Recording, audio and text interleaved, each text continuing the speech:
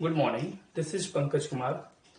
आज हम इस वीडियो में बात करेंगे ग्रामर के इम्पोर्टेंट चैप्टर्स, इम्पोर्टेंट लेसन के बारे में, टॉपिक के बारे में, जो कि है एक्टिव से पैसिव बनाना सीखेंगे। तो एक वॉइस के parts, words are divided into two parts, actives and passives, right. तो सबसे पहले हम सीखेंगे कि एक्चुअली कंसेप्ट क्या है एक्टिव और क्या है कंसेप्ट पैसिव का, ठीक है। तो सबसे पहले हम बात करते हैं। सपोज मैं बात कर रहा हूं आई टीच, आई टीच। इस सेंटेंस पर आप एनालिसिस करेंगे, गौर करेंगे।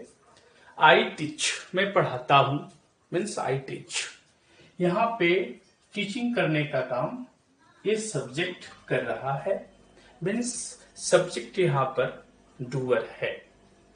टीचिंग जो एक्शन है, इस एक्शन को करने वाला सब्जेक्ट है, मीन्स डूअर है। तो डूअर यहां पे हो जाएंगे आई। आई टीच, इसका डूअर कौन हो गए? मैं हूं, मैं पढ़ाता हूं, टीचर। इट मीन्स डूअर यहां पे टीचर का रोल कर रहा है। डूअर यहां पे एक टीचर है, ठीक है। आई टीच मीन्स मैं टीचर हूं। ही टीचर्स मीन्स डूअर जो ही है वो टीचर है, ओके।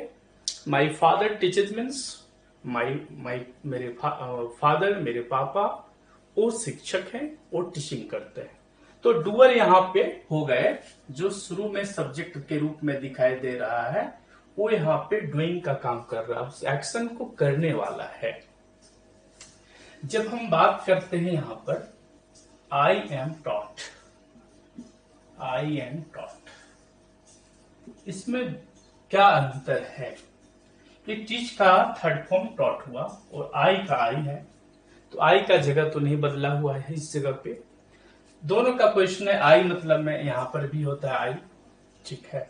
लेकिन इस सेंटेंस में टीचिंग करने वाला आई है और ये टीचिंग किसी दूसरे को मिल रहा है, इसका लाभ किसी दूसरे अन्य पर्सन को मिल रहा है, मीन्स आगे की ओर प्रोसीड हो रहा है। ये टीचिंग का रिजल्ट किसी दूसरे पर जा रहा है, ठीक है। तो टीचिंग करने वाले मीन्स डूअर के रूप में हम आई है, आई को हम टीचर कर सकते हैं। आई टीचिंग करता है मीन्स आई टीचर है। और इस सेंटेंस में हम एनालिसिस करेंगे आई एम टॉट। सेंटेंस बिल्कुल वर्ड सब वही लग रहे हैं, जिससे कहते हैं वर्ब भी वही लगे हैं, सब्जेक्ट भी वही है, लेकिन कंसेप्ट क्या बदल जाता है, मीनिंग क्या चेंज हो जाता है कि आई एम टॉट की जगह पे इसमें हो गया क्या कि ये जो आई है यहाँ पे ये इस टीचिंग करने वाले डूअर नहीं रहे, बल्कि इस टीचिंग इस पर हो रहा है, मीन्स ये टीचिंग का रिजल्ट को रिसीव कर रहा है। टीचिंग इस पर हो रहा है, कोई अन्य पर्सन टीचिंग कर रहे हैं, कोई अदर पर्सन टीचिंग कर रहे हैं, टीचिंग का रिजल्ट आई पर पड़ रहा है।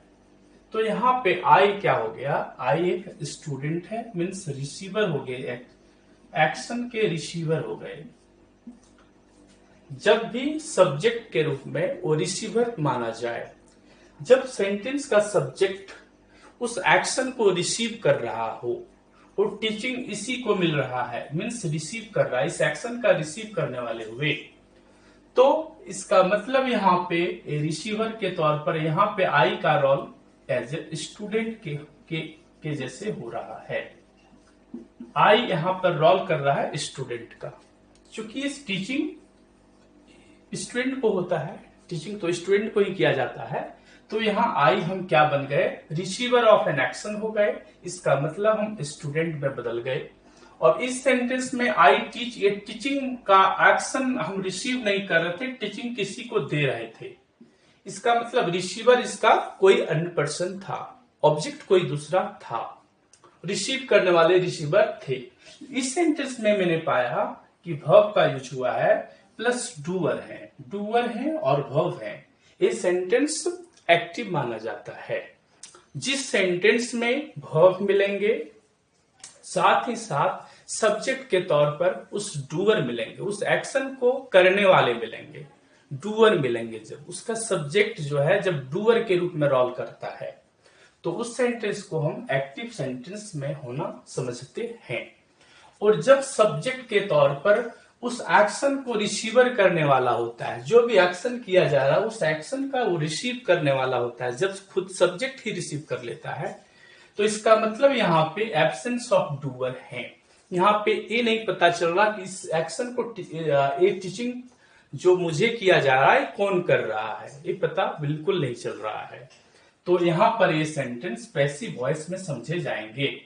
तो हम सीधे सीधे तौर पर एक आसान शब्दों में कह सकते हैं, अगर आप सेंटेंस को एक्टिव में है या फिर पैसिव में है, इसको पहचानने के लिए सबसे बेटर तरीका ये है, जब सब्जेक्ट एक्शन को करने वाला हो, जब सब्जेक्ट को डूअर हम समझते हैं, जब सब्जेक्ट डूअर का रोल करता है, तो इसका मतलब और रिसीवर वहां अवेलेबल नहीं होता है सेंटेंस में, तो वैसे सेंटेंस को हम एक्टिव वॉइस में होना समझते हैं। तो इस जगह पे हम आई टीच एक किस प्रकार के सेंटेंस हुए, ये एक्टिव सेंटेंस हो गए। क्योंकि एक्टिव इसलिए क्योंकि सब्जेक्ट यहां पर एक्टिव है। और इस अगले सेंटेंस में आई एम टॉट, इसका मतलब हो गया यहां पे ये डूअर अवेलेबल नहीं है। तो ये क्या जो सब्जेक्ट के रूप में आया हुआ है, ये यहाँ पे क्या रोल कर रहा है, रिसीवर का, रिसीवर ऑफ द एक्शन को हम पैसिव समझते हैं, और डूअर ऑफ द एक्शन वाले सेंटेंस को हम एक्टिव समझते हैं। तो यहाँ पे आई टीचर का रोल कर रहा था, और यहीं पे सेम वही आई है जो स्टूडेंट का रोल कर रहा था। तो आप जब भी किसी सेंटेंस को बोलेंगे, आप काफी होश हवास में सेंटेंस को बनाइए, कि अगर आप कहीं ऐसे सेंटेंस बना देते हैं जो आप खुद रिसीव करने लग जाते हैं, तो टोटल का टोटल मीनिंग बदल जाएगा। जिससे यहाँ पर आप एक टीचर का रोल पाए अपने आप को, लेकिन जब आप आई टीच बोलते हैं तो वह एक आप टीचर हैं, और आप अगर टीचर हैं तो बोलिए आई टीच, अगर आप स्टूडेंट हैं तो बोलिए तो आप बताएंगे आई एम टॉट। तो बहुत सा डिफरेंस हो जाता है टीचर और एक स्टूडेंट के बीच में। आपको ये डिपेंड करता है आप पर कि आप कर क्या रहे हैं। अगर आप एक्शन को करने वाले हैं, डूअर के रूप में काम कर रहे हैं, तो आप एक्टिव सेंटेंस को यूज करेंगे। और जब आप उस सेंटेंस का आप करने वाले नहीं हो करके, बल्कि उस एक्शन को आप खुद रिसीव कर रहे हैं, कोई अदर पर्सन वो आप पर डूअर कर रहा, देने का काम कर रहा, आप रिसीव कर रहे हैं, तो यह सेंटेंस पैसिव वॉइस में होना समझा जाएगा। ये हुआ कंसेप्ट।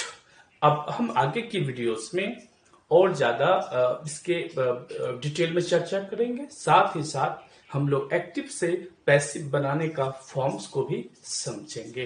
धन्यवाद।